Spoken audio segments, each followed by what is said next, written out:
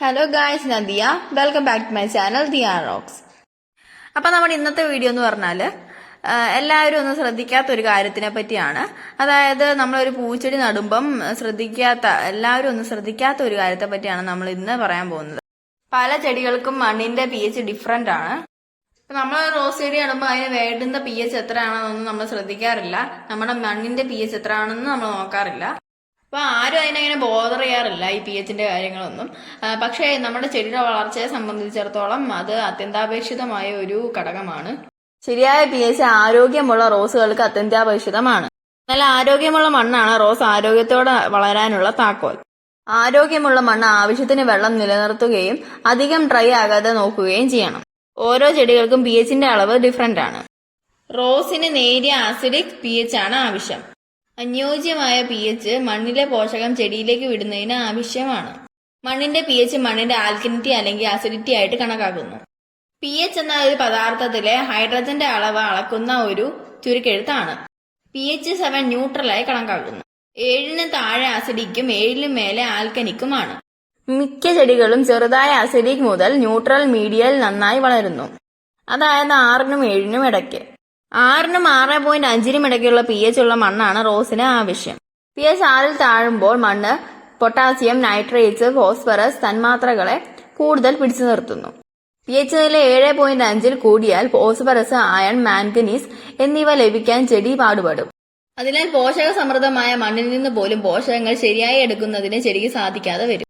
വളരെയധികം അമ്ലമോ ക്ഷാരമോ ഉള്ള മണ്ണ് പോഷകങ്ങൾ ആഗിരണം ചെയ്യാനുള്ള റോസിന്റെ കഴിവിനെ മുരടിപ്പിക്കുന്നു. ഇത് റോസിന്റെ മോശം ആരോഗ്യത്തിനും പ്രതിരോധശേഷിയെ കുറയ്ക്കാനും അസുഖങ്ങളും ഫംഗസുകളും കൂടുതൽ ഉണ്ടാകാനും കാരണമാകുന്നു. മണ്ണിന്റെ pH കണ്ടുപിടിക്കാനായിട്ട് മണ്ണ് പരിശോധനയാണ് മാർഗം. എന്നാൽ അത് അത്ര എളുപ്പമുള്ള കാര്യമൊന്നുമല്ല.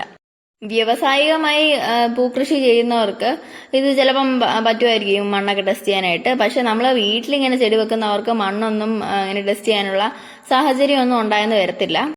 അപ്പൊ നമുക്ക് മണ്ണിന്റെ pH ഒന്നും ചെക്ക് ചെയ്യാണ്ട് തന്നെ നമുക്കൊരു നേരിയ അസിഡിക് ആണല്ലോ വേണ്ടത്. അപ്പൊ അതെങ്ങനെ വരുത്താമെന്ന് നമുക്ക് നോക്കാം. അപ്പൊ അതിനത്ര വലിയ പാടൊന്നുമില്ല. നമുക്ക് അതിന് വേണ്ട സാധനം എന്ന് പറഞ്ഞാൽ ഈ നാരങ്ങ മാത്രമാണ്. അപ്പൊ കുറച്ചധികം ചെടികൾ ഉണ്ടായത് തന്നെ ഞാൻ 3-4 നാരങ്ങ എടുത്തിട്ടുണ്ട്. ഈ നാരങ്ങയൊക്കെ നമുക്കൊന്ന് ചെറിയ കഷ്ണങ്ങളാക്കി മുറിച്ചെടുക്കാം. വലിയ കഷ്ണങ്ങളൊന്നും വേണ്ട, വളരെ ചെറിയ പീസുകളായിട്ട് മാത്രം നമുക്കിതിനെ മുറിച്ചെടുത്താൽ മതി. നമുക്കിത് കഷ്ണങ്ങളാക്കി മുറിക്കാണ്ട് മറ്റൊരു രീതിയിലും ചെയ്യാൻ പറ്റും. അതായത് ഇതിന്റെ നീരെടുത്തിട്ട് അതിനകത്ത് 2 സ്പൂൺ എടുത്ത് 1 ലിറ്റർ വെള്ളത്തിൽ കലക്കിയിട്ട് അത് നമ്മുടെ ചെടിയുടെ മൂട്ടിൽ ഒഴിച്ചു കൊടുക്കാം. ഒരിക്കലും ഇലയിൽ പറ്റാൻ പാടില്ല. നമ്മൾ ഒരുപാട് ശ്രദ്ധിക്കണം, ഒരിക്കലും ഇത് ഇലയിൽ വിടാൻ പാടില്ല. പക്ഷെ ഞാനൊരു വളരെ ഈസി ആയിട്ടുള്ള ഒരു മെത്തേഡാണ് നിങ്ങൾക്ക് കാണിച്ചു തരുന്നത്. അപ്പൊ ഇതിങ്ങനെ കലക്കി ഒഴിക്കൊന്നും വേണ്ട. ഇങ്ങനെ ചെയ്യുമ്പം ഈ വലുപ്പത്തിലുള്ളൊരു കഷ്ണങ്ങളാക്കി വേണം നമുക്ക് നാരങ്ങ മുറിക്കാനായിട്ട്. അപ്പൊ എല്ലാ നാരങ്ങ നമുക്ക് ഇതുപോലെ തന്നെ മുറിക്കാം. അതിനെ മുറിച്ച് ചെറിയ കഷ്ണങ്ങളാക്കി എടുക്കാം. നമ്മൾ റോസിന് എത്ര ഫംഗിസൈഡ്സ് ഒക്കെ അടിച്ചു കൊടുത്തിട്ടും അതിന് വീണ്ടും ഈ അസുഖം വരികയാണെങ്കിൽ അത് ഇങ്ങനെ അതിന്റെ പ്രതിരോധ ശേഷിയുടെ കുറവായിരിക്കും. അത് ചിലപ്പോൾ ഈ അസിഡിറ്റി മൂലം ഉണ്ടാവുന്നതായിരിക്കും. അപ്പൊ നമ്മൾ നമ്മുടെ കയ്യിലുള്ള നാരങ്ങളെല്ലാം ചെറിയ കഷ്ണങ്ങളാക്കിയിട്ട് മുറിച്ചെടുത്തിട്ടുണ്ട്. ഇനി നമുക്ക് ഓരോരോ ചെറിയ കഷ്ണങ്ങൾ വിടാം. ഓരോരോ ചട്ടിയിൽ വെച്ച് ഇട്ട് കൊടുക്കണം. അതവിടെ കിടന്നോട്ടെ, നമുക്ക് അതിനെ മൈൻഡ് ചെയ്യണ്ട. അപ്പം പിന്നെ നമ്മൾ എന്നും രാവിലെ വൈകിട്ടൊക്കെ വെള്ളം ഒഴിക്കുന്ന നേരത്ത് ഇതിൽ നിന്ന് ചെറുതായിട്ട് അസിഡിറ്റി ഇറങ്ങിയിട്ട് നമ്മുടെ മണ്ണിന് ആവശ്യമുള്ള അസിഡിറ്റി ആയിട്ട് അത് മാറിക്കോളും. അപ്പൊ നമ്മുടെ റോസിന്റെ പൂക്കൾക്കൊക്കെ നല്ല കളർ വരണമെങ്കിൽ ഇങ്ങനെ അസിഡിറ്റി നിലനിൽക്കുന്ന മണ്ണൊക്കെ ആയിരിക്കണം. ഇപ്പൊ നമ്മൾ ഇത് ചെയ്തു കൊടുക്കേണ്ടത് പറഞ്ഞാൽ മാസത്തിൽ ഒരിക്കലാണ് നമ്മൾ ചെയ്തു കൊടുക്കേണ്ടത്. നാരങ്ങയുടെ കുരു എടുത്ത് കളയുന്നതായിരിക്കും നല്ലത്.